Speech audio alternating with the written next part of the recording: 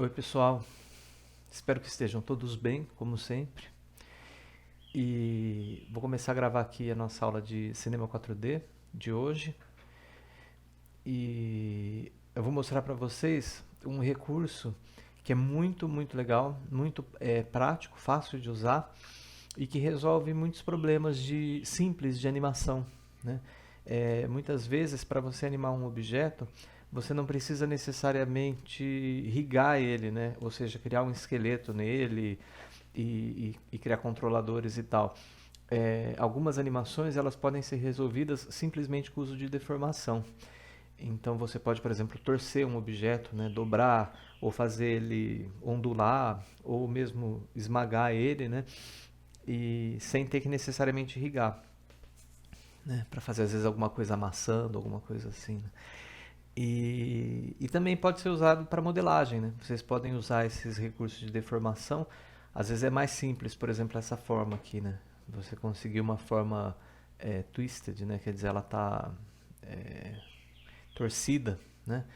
É mais fácil conseguir usando um deformador. Vocês vão ver como é simples, né?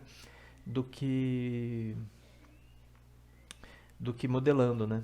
Então, aqui elas estão animadas, né? Eu fiz uma animaçãozinha para cada uma. Aqui são animadores bem básicos, né? Então, aqui tem um bend, né? Que está dobrando. Aqui tem o twist, que está torcendo. Esse aqui é o squeeze and stretch, né? Que é aquele conceito de animação que vocês já aprenderam nas aulas de animação, de alongar e esticar e esmagar, né? E aqui é um efeito de vento, né, para fazer uma bandeira e tal. Então vou passar por um deles de cada vez, tá? Vou começar pelo Bend, vou criar um outro projeto aqui. E deixa eu ligar aqui o grid. Vou criar um cilindro mesmo, como aquele. Na verdade, eu posso usar ele em qualquer um dos primitivos. Uma coisa legal também das distorções, das deformações, é que você não precisa converter o objeto para polígono, tá? Você pode trabalhar com ele paramétrico ainda, então você não precisa digitar o C e converter, né? E é até importante manter ele paramétrico enquanto você está configurando o deformador, porque você pode precisar acrescentar vértices, que é o que a gente vai ver, né, agora. Então, os deformadores eles estão nesse menu aqui. Isso aqui, esse objeto curvado é o deformador Bend, né? O legal também é que os ícones eles mostram mais ou menos o que cada deformador faz, né? Então aqui o twist, o bend, né? Bulge, taper, todos eles, cada um faz uma deformação diferente. Alguns são mais complexos. Esses FFD, por exemplo, ou Mesh, você consegue deformar em pontos diferentes. Você pode criar o seu próprio deformador, né? É, o stretch está aqui, squash and stretch, né? E o Wind, né? Então a gente vai ver na verdade esse, o Twist e o Bend. Então vou pegar o Bend, que é o primeiro, e a maneira de se usar o deformador no objeto é colocando ele como herdeiro do objeto, como filho, tá? Então é aquele sistema que eu já expliquei para vocês do Cinema 4D que as coisas funcionam muito por hierarquia, né? Então quando você é, é, parenteia um objeto no outro, ele passa a interferir no outro, né? Uma maneira também de se criar esse deformador e fazer ele já cair como herdeiro do cilindro, como filho, é vocês segurarem o Shift na hora que vocês clicam nele, tá? E aí ele já cai como filho. Do contrário, se vocês segurarem o Alt, é o contrário, né? Aí é o cilindro que cai como filho do deformador. O objeto que está selecionado cai como filho do deformador. Então isso aqui é intencional, tá? Porque o Shift e o Alt eles têm um posicionamento no teclado que lembram, né, essa relação aqui que se estabelece. Então aqui é o Shift, aqui é o Alt, né? Vamos dizer assim. O Shift está mais à esquerda e mais para cima, o Alt mais para baixo, mais para a direita. Então se você segura o Shift, o objeto selecionado ele vai ficar como pai, né, do objeto que você está criando, tá? Então vocês podem usar esse atalho. E aí o deformador não está aparecendo porque eu desliguei aqui em filter, né? Aqui onde eu posso deixar de ver alguns elementos da cena, tá? Ó, eu tinha desligado ali o grid e desliguei o deformador também, né? Mas o deformador é essa caixinha azul. E ele já foi criado acompanhando as dimensões do... Deixa eu ver. Ó, se eu tivesse criado ele naturalmente, ele sairia quadrado, né? Com as dimensões básicas dele aqui são 250 por 250 por 250. Mas como eu criei ele segurando o shift, ele já caiu com as dimensões do cilindro, 100 por 100 e 200 de altura, né? Então, na verdade, se eu quisesse aumentar esse cilindro, a altura dele é 100 e o raio é 50, então como ele tem 50 de raio, ele tem 100 de diâmetro, né? A altura é 200, quer dizer, e diâmetro é 100, que é o dobro do raio. Se eu quisesse fazer esse cilindro maior, o certo seria mexer primeiro nas configurações dele e depois criar o deformador. Mas se o deformador também for maior, o resultado é o mesmo, tá? Se eu tivesse trabalhado assim, vocês vão ver, depois a gente pode fazer, o resultado é muito parecido. E aí eu tenho a opção de força do deformador, Strength, né? E aí basta eu aumentar a força do deformador que vocês já vão ver ele em ação, né? Então ele está dobrando, né, o objeto para um lado e para o outro. Caso esse não seja o lado para o qual você quer dobrar, vamos supor que eu não quisesse fazer ele curvar aqui no eixo X, mas quisesse fazer ele curvar no eixo Z. Vocês podem pegar o deformador também e rotacionar ele, né? Então, quando você... Opa, aqui, não, errei de novo. Quando vocês rotacionam o deformador, né, e vocês mexem no strength, aí ele vai para o outro lado, tá? Então, isso aqui, na verdade, fica mais fácil de ver. Se você aumentar um pouco o strength, vocês vão ver essa linha amarela, e aí vai ficar mais fácil saber para que lado que você está apontando o seu deformador, tá? Então, por padrão, ele estava aqui em 0, né? Opa, perdão, pessoal.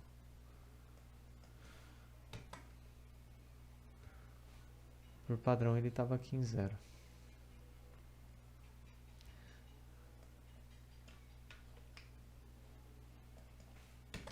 Então, com essa linha amarela fica mais fácil ver, né?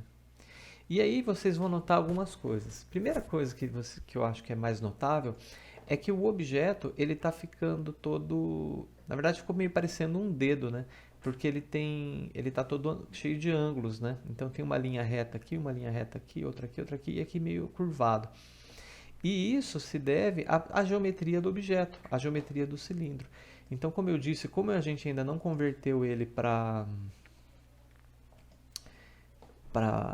polígono, como ele ainda é um objeto paramétrico, eu posso aumentar aqui, vou ligar o Gura Shading Lines, né? Eu posso aumentar a quantidade de subdivisões dele na altura, né? Ele está só com 4 subdivisões, ó. Ele tem 1, 2, 3, 4, né? São 5 linhas, mas são 4 subdivisões. Então, se eu aumento essas subdivisões, no caso aqui, ou diminuo, né? Se eu aumento, eu consigo deixar ele mais arredondado. Então, eu tenho que dosar aqui também qual a quantidade mínima que eu preciso de subdivisões para fazer isso aqui ficar arredondado, né? Caso eu queira também deixar arredondado. Outra coisa que vocês devem notar é a seguinte, ó, isso aqui pode virar uma rosquinha. É como se esse objeto ele fosse infinito, né? Eu posso dar um bend nele constantemente, tá? Mas eu tenho a opção aqui de manter o comprimento do eixo Y. E se eu deixo essa opção ligada, aí o objeto ele dá o bend, mas ele não aumenta de tamanho, né? Ele pode dobrar infinitamente, mas ele não aumenta, tá? E o ângulo, ele só vai dar uma distorção para um lado ou para o outro, assim. Ó. Então, isso aqui... E tudo isso aqui é animável, né?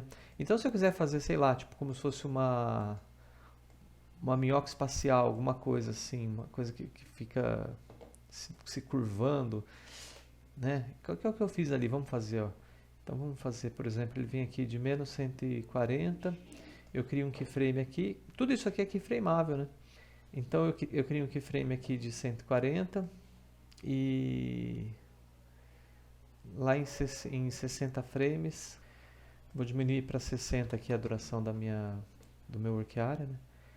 Ele vai para menos 140, cria um keyframe de novo, e aqui em 30, né, já está zero.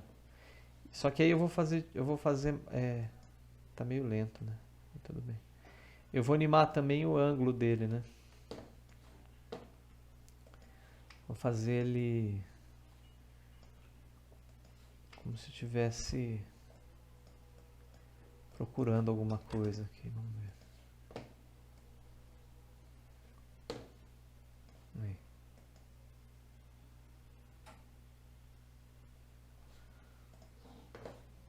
Desligar aqui o Brush Shading, deixar o Brush Shading normal e desligar o deformador para não ficar atrapalhando a gente visualizar, né?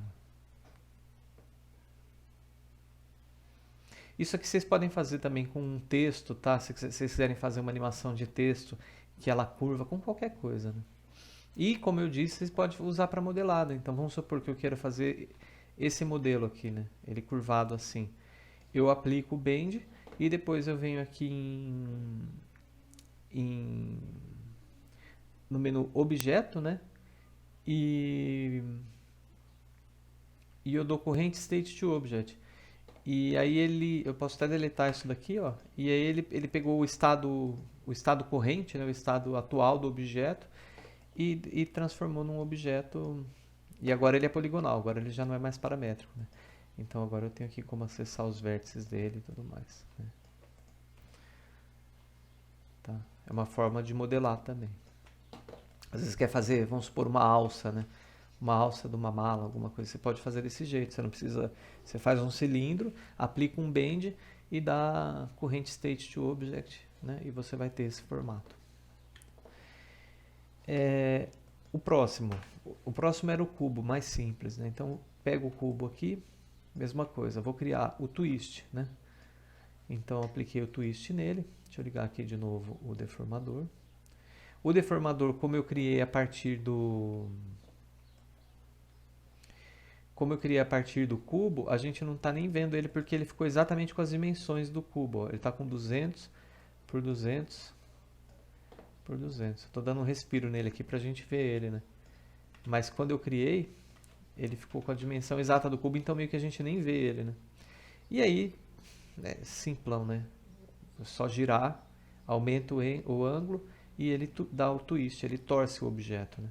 Então, aqui fica mais nítido a questão da quantidade de vértices que eu preciso aumentar, né? Então, como eu disse, o objeto é paramétrico, é só eu aumentar a quantidade de segmentos aqui no Y, né? Posso aumentar também no X, talvez, né, se eu torcer demais, vai ser necessário ter mais segmento no X, porque eu vou começar a ver defeitos Não,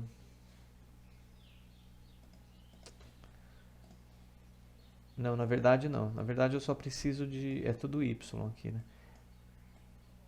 A torção ela só acontece no Y. Então, na verdade, eu não preciso de mais segmentos nem no X, nem no Z, né? Então, aí, de acordo com quanto que você está torcendo, que você vai saber quantos segmentos você precisa acrescentar, né? Dá para fazer um parafuso, né? Alguma coisa assim. Vou colocar aqui menos 360 graus. Aqui vou colocar menos 360 de novo. E aqui no meio eu vou colocar 360. Para ele ir para o outro lado.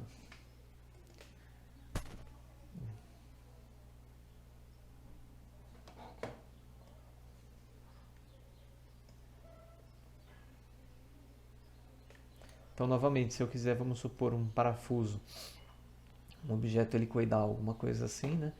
Eu vou aí eu não precisaria ter animado, né? Eu venho aqui em objeto, do estado atual para objeto. E aí ele vai converter num polígono, né? Imagina só você ter que modelar isso aqui, né, de outra forma que não seja usando um deformador. Na verdade, até tem a curva, né? Tem a curva helicoidal aqui, o hélix. Você poderia modelar a partir dela. Mas se você quer uma base quadrada, por exemplo, em cima e embaixo, igual esse aqui, aí é mais fácil fazer a partir de um cubo torcido, né?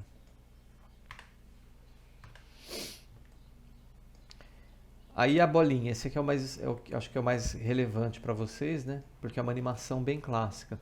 Então, se eu quiser fazer essa bolinha pulando e ela esmaga e estica, né? Então eu faço ela pulando. Então vamos supor, ela começa aqui em cima, vou pôr bem alto aqui, 500. E aí depois fazer mais curta essa animação para ficar mais legal. Em 40 frames ela vai estar lá em cima de novo. E em 20 frames ela vai estar lá embaixo, né?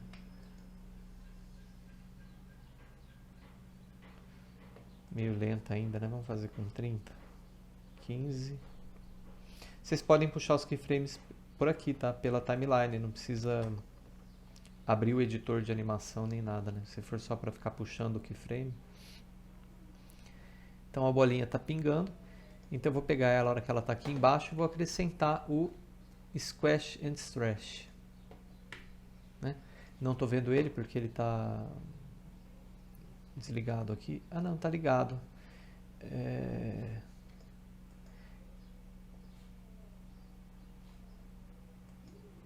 É que ele não aparece mesmo, ele é essa linha aqui, ó. Ele é essa linha só, o deformador. Essa linha ela não está aparecendo porque... É porque ele vai fazer esse movimento só, né? Para ele só interessa esse eixo. Então, venho nele e vocês vão ver que aqui é um pouco mais complexo, né? Inclusive a janela está na frente de algumas propriedades dele aqui, mas basicamente a que a gente precisa animar é essa do fator. Essa aqui também é importante, que é o topo e o bottom dela, então eu posso mudar, né? Posso fazer, por exemplo, o topo dela ser mais em cima, né? Ele está seguindo as dimensões do círculo, né? Da esfera, né? Ele tem 100 e 100 o bottom é menos 100, o topo é mais 100. E o fator, conforme eu mexo nele, ó, eu aumento. Se eu vou para cima, ele dá o stretch. Se eu vou para baixo, ele dá o squash, né?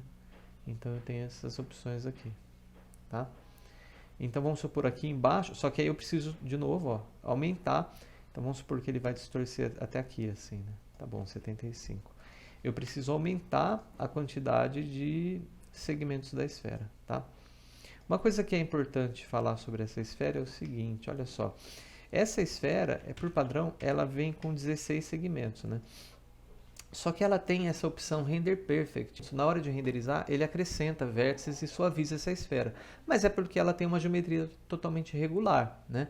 Então esse Render Perfect não funciona se eu estiver usando algum deformador. Como o Squash and Stretch, se eu renderizo, ó, ele não vai arredondar, tá? Esse Render Perfect só funciona com a esfera no seu formato original. Então aqui de fato eu tenho que acrescentar segmentos, tá? Que esse Render Perfect é muito legal quando você quer trabalhar com um monte de esfera, porque elas ficam leves, né? E você não precisa ficar acrescentando vértice na cena. Mas a partir do momento que eu quero deformar esse objeto, aí eu preciso aumentar o número de vértices, tá? Foi o que eu fiz aqui, aumentei o número de segmentos. Então aqui, ó, ele estava assim, né? Eu coloquei 60, aumentei, tá? E aí a hora que eu crio um keyframe aqui no Factor, né? Já criei. Aqui em cima ele tem que estar com o fator 100, ele tem que estar uma bolinha normal. Opa, 10 não, 100. Aqui em cima também 100, né? Mais um keyframe. E aqui eu vou ter que colocar um keyframe a mais aqui em 7 ou 8, né? Porque eu estou trabalhando com 15, então não tem um meio certo aqui. Então vamos pegar aqui com 8. Ele dá uma esticadinha. Né? Vou por aqui, não precisa ser muito não, senão fica estranho. Vou por 125, já que eu fui para 75, né? E aí aqui em 23, ou 24 também, né? O 22 na verdade. 22 para ficar simétrico aqui, né? Vocês veem que eu trabalho sempre com muita simetria, eu gosto de números redondos. Isso é um vício meu, tá, gente? Cada um anima como acha melhor. E temos uma bolinha pingando, estilo cartoon. Legal? Então, por último agora, vamos fazer o flag, né? Que é essa deformação aqui de vento, né? Então, às vezes para fazer uma animação de uma bandeira, por exemplo, que é muito comum, vocês podem usar um deformador também. Vocês podem usar o clove? Pode, né? Que você converte o objeto para um tecido e aí você fica trabalhando com dinâmica de vento e lógico que você vai ter resultados muito mais interessantes, muito mais realistas, né? Mas se for uma animação simples, se você quer só uma bandeirinha que vai ficar tremulando, sei lá, não vai chamar muita atenção, se você quer uma coisa bem feita, você faz com cloth, com tecido, que a gente vai ver mais pra frente. Mas para fazer uma bandeira simples, pode usar um deformador, né? Então eu vou mudar a orientação dela aqui, né, para mais X, para ela ficar de pé. E aí eu aumento aqui a altura dela, na verdade está invertido, né? A altura, porque como eu mudei o eixo para mais X, deixa eu colocar mais Z. Que eu tô com a janelinha na frente aqui, gente, vocês não conseguem ver. Mas vou aumentar aqui no... Pode ser 800, muito, né? Pode ser 700. 7 por 4, será que é essa uma relação de uma bandeira? Não sei. Essa janelinha é boa, eu deixo ela ligada com o meu vídeo aparecendo, gente, porque acho que é interessante, né, para vocês verem minha cara e tal. Mas eu sei que tem hora que ela atrapalha. E aí eu vou acrescentar aqui o Wind, né? E aí vocês veem que ela já, né, fez a deformação e inclusive ela já está animada, tá? Ela já está com esse Wind, ele já tem uma animação. Então vamos aumentar aqui a quantidade de segmentos, né? Eu só vou precisar de segmentos na largura, no width, né? Então eu aumento aqui por 40, por exemplo, acho que tá bom, né? E aí no Wind eu tenho as opções de amplitude, ó, que pode ser maior ou menor. De size, os sizes são o tamanho das ondas, né? Então se eu diminuo muito, só que olha só, se eu diminuo muito eu tenho que diminuir a amplitude também. Ele vai fazer as ondas mais próximas umas das outras, né? Então, e se eu aumento muito elas ficam mais espaçadas também. Então eu vou deixar 80 que está legal. Só que aí eu tenho que diminuir um pouco a amplitude, eu acho. 20, 80. E a frequência é o que vai dar a velocidade, né? Então, se eu coloco aqui 10 de frequência, por exemplo, né, eu aumentei a frequência do vento. Tá. Aí fica uma bandeirinha. A bandeira é legal porque ela dá uma distorcida também. Na verdade, eu até precisava aumentar, de fato, um pouco o número de vértices da altura, o número de... Porque ela distorce também, né, na altura. E fica essa distorção irregular. Se eu desabilitar aqui a opção flag, né, aí ele vai fazer uma distorção mais regular, tá? A opção flag ela está aqui justamente para dar essa cara de bandeira, que tem uma ondulação também no eixo Y aqui, né, na vertical.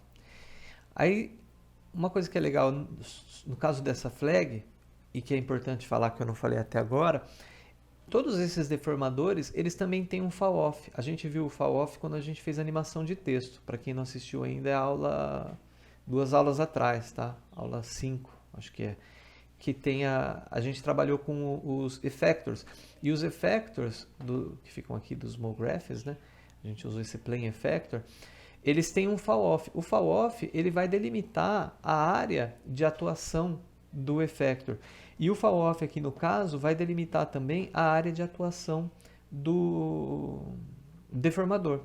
Então, se eu não quiser, por exemplo, que essa deformação ela aconteça na bandeira inteira, vamos supor que essa bandeira fosse estar presa num mastro aqui, né? Eu quisesse que ela tivesse presa num mastro.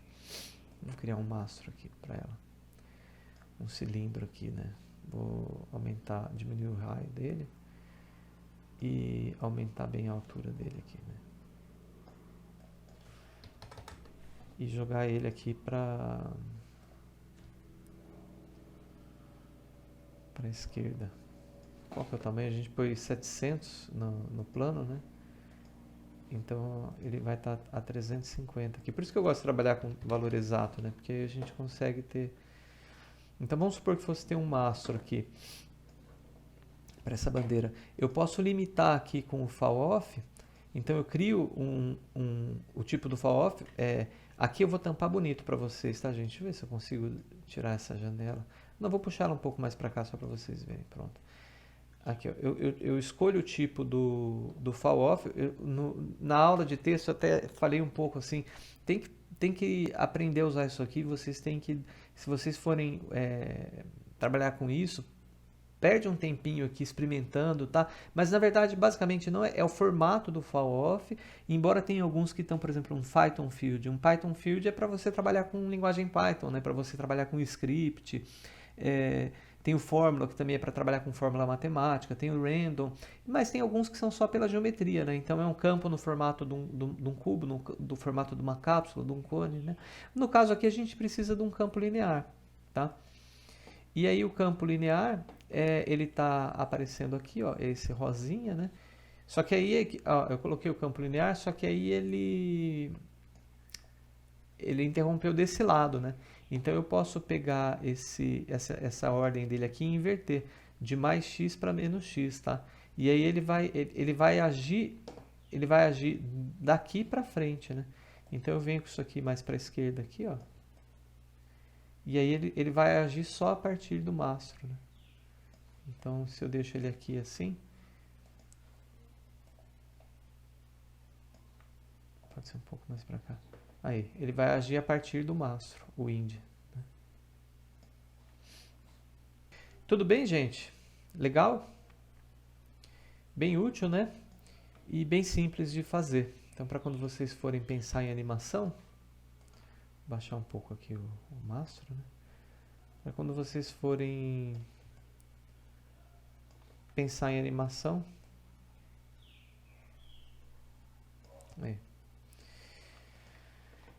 vocês podem contar com o uso desses deformadores, tá? Agora, então era isso que eu queria mostrar.